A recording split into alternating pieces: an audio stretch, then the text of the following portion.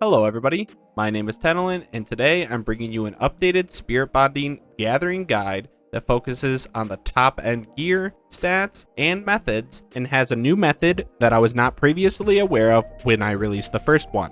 I will quickly cover the budget setup as well in this video, but you may want to check out my original Spiritbonding video for a bit more detail. I'll link it down below. As a correction to that video though, I made a mistake and forgot to include that there are breakpoints at 930 and 960 GP that allow you to get up to +2 integrity on nodes occasionally. Make sure to hit those too. This video idea started when a friend of mine pointed out something that they had heard some people talking about in the community. They said, the Endwalker legendary nodes give just as much Spiritbonding as the new level 100 Dawntrail ones. I decided to hop on quickly and see what was going on, and much to my surprise, it was true. I'm not sure if this is intended, but as you can see here, when I gather an Endwalker node, I'm getting around 1.3% a hit, and if I move over to a Dawntrail node, it's the exact same. These are both tested using a Spiritbond potion and fully pentamelded gear. With that in mind, I set out to make some adjustments to my gear and see how quickly I would be able to farm materia, and it was insane. Let's break down everything you need to do in order to replicate exactly what I'm doing. This strategy is going to be using the high-end gathering melds from Teamcraft's website, which hit every breakpoint we can to take full advantage of everything available. I want to put in a quick warning. It can be extremely expensive right now to do a full high-end pentameld, so please only set out to do this if you know you can afford to do so. I had some unfortunate luck with a few of these melds. Over 2 million gil down on this failure alone.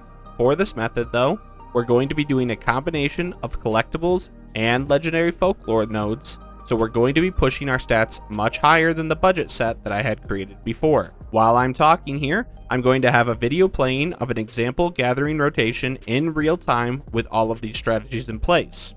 You'll notice that by the end of this video, I will have an entire gear set fully bonded, and it took me less than 10 minutes. To make sure we all quickly understand, let's talk about what exactly is Spiritbonding.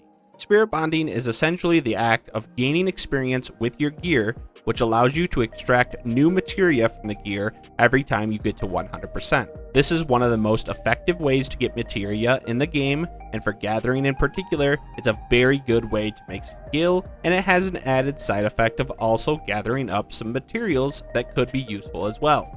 The thing to know though, is that with the release of Dawntrail, they changed up how Spiritbonding worked. The patch notes state that Spiritbond gained when gathering will now be based on the gear's equipping level rather than its item level. And because of this, they said that they modified the numbers of the legendary nodes to what I presume is to make them still the best for Spiritbonding, as that is how they are and were in the past. If you didn't know, in the past, the way that Spiritbonding worked is that items had their own specific item level and gear has its own item level, and the greater the range between those two numbers, the more Spiritbonding percentage that you would get. They changed this up for probably good reasons, but it still remains to be seen exactly what it's going to mean in the long term for Dawntrail.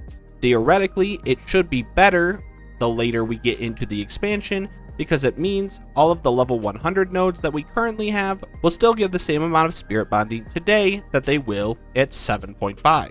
This has not been the case in the past, and it's created some weird methods that I'm sure that they were trying to just change up. Because of this though, my assumption when I first read this was that Spiritbonding would be slower, especially at the start of an expansion, but would make long-term Spiritbonding much better than it has in the past. At first, this assumption was correct, until it was pointed out to me that somehow the Endwalker nodes are now on the same level of Spiritbonding as the Dawntrail nodes. Now we have this new strategy where we can Spiritbond extremely quickly, time-wise, but it does require having to gather a ton of nodes. Nearly 1 legendary folklore node per minute to be exact, which is a pretty high intensity method. I have a pretty strong feeling that this is not intended, but for now, there has been nothing that has been stated publicly that I have found from Square Enix that states that they plan on fixing this or that it is an issue, so we might as well make the best of it and use it while we can. If there's any news post or patches that fix this, I will make a pinned comment down below, but there is always the chance that this was intended, which does mean we're going to be changing a lot of our spirit bonding as Dawntrail progresses. Let's get into what you need though. First off, you're going to need spirit bond potions.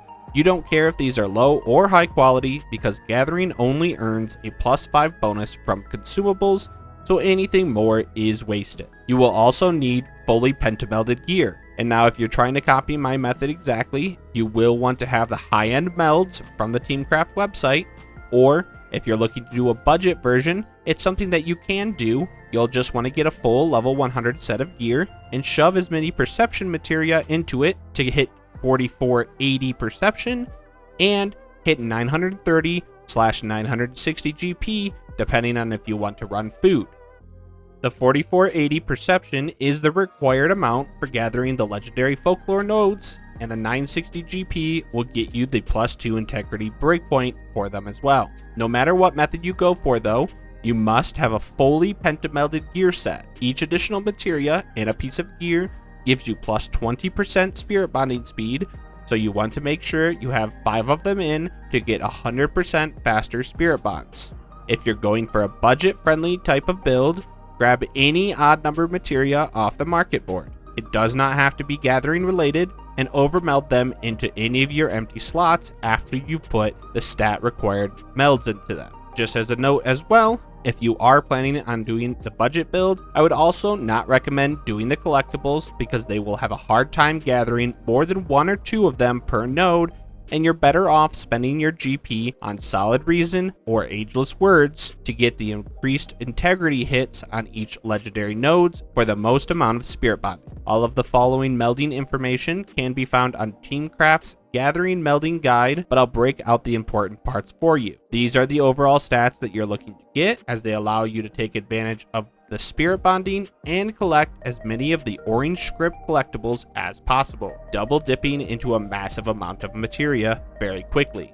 For the legendary nodes, you'll want to, again, get up to 960 GP for the +2 integrity, and for the collectibles, we're going to be focusing on 5085 gathering and perception. These are the high-end stats that allow us to gather our collectibles with a maximum amount of efficiency to ensure we are able to gather as many as we can. The collectibles also give us just as much spirit bonding as a normal legendary node, so when we go to gather them, we're not only getting the spirit bonding off that node, we are also getting orange scripts, which we can use to purchase the exact materia that we're looking for. We will be using food, which can be a bit pricey, so only do this if you are planning on being extremely active for that buff window.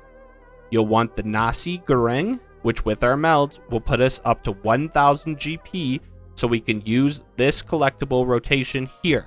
We're going to be primarily using our GP only on collectibles, as they will reward us more in the end than using it on legendary nodes, especially the Endwalker ones, as those items have little to no value outside of the spirit bond. This is because the only thing we really care about for the legendary nodes is to get as many hits as we can, and the +2 integrity bonus we are already getting up to 8 hits per, or 6 hits without it.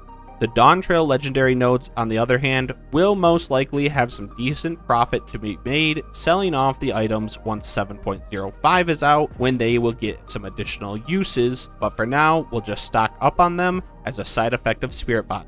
As a quick pointer, if you're ever close to maxing out on your GP, you should always use an Ageless Words or Solid Reason to get an additional hit on the legendary nodes. If possible, aim for using it on the Dawntrail ones just to get a couple more of those items as well. Finally, you will want to stock up on cordials, because with a 1000 GP rotation, you're going to be using them essentially on cooldown. Now, if you've been paying attention to the video in the background, you'll notice that our location hopping is extremely heavy. We're going to be having to do 5 nodes every 5 minutes, meaning that we're going to be needing to get to a node and gather it completely in an average of 1 minute per. Luckily, all of the legendary nodes we're going to be hitting will be doing as fast as we can with no skills, and the only time constraint will be the collectible nodes. I have provided a full list of alarms for all of the nodes that we'll be gathering in the description, and you'll see it on my screen as well. This method is honestly ridiculous. I could not believe how quickly I was able to spirit bond. From what I've tracked, every 6 hits is about 8% spirit bonding, but I didn't do too much research into it. That was just what I noticed when I was passively paying attention. But that means in a 5-minute window, you're getting an average of 32% from just the legendary nodes. If you include the collectibles as well, you hit about 40%, and on average, I was getting about 1 revisit proc every 5 minutes, which essentially bumped it up to just under 50% if you don't include any of the nodes getting an 8 integrity proc, which at least 1 per every 5 minutes seems to do. I was able to get multiple runs where I was fully spirit bonded in 10 minutes and had a bunch of collectibles to turn in. That means at a maximum pace, you're able to get about 50 level 11 and 12 Materias from spirit bonding per hour, and that doesn't even include the scripts you'll be getting out of the collectibles. That's everything though. Turn on some good music, pull up your overlay, and get ready to go on a gathering spree while earning a ton of Materia. Not only is this a great method for Materia, but the items from the legendary nodes in Dawntrail will see some new recipe uses in 7.05, which will be out on July 30th. You might be able to make some additional gil early selling those on the market, so be sure to hold on to them until then. I hope this video was helpful. Thank you all very much for watching. I've really appreciated all of the love and support that I've been getting lately. Please don't forget to like and subscribe if you found this video helpful.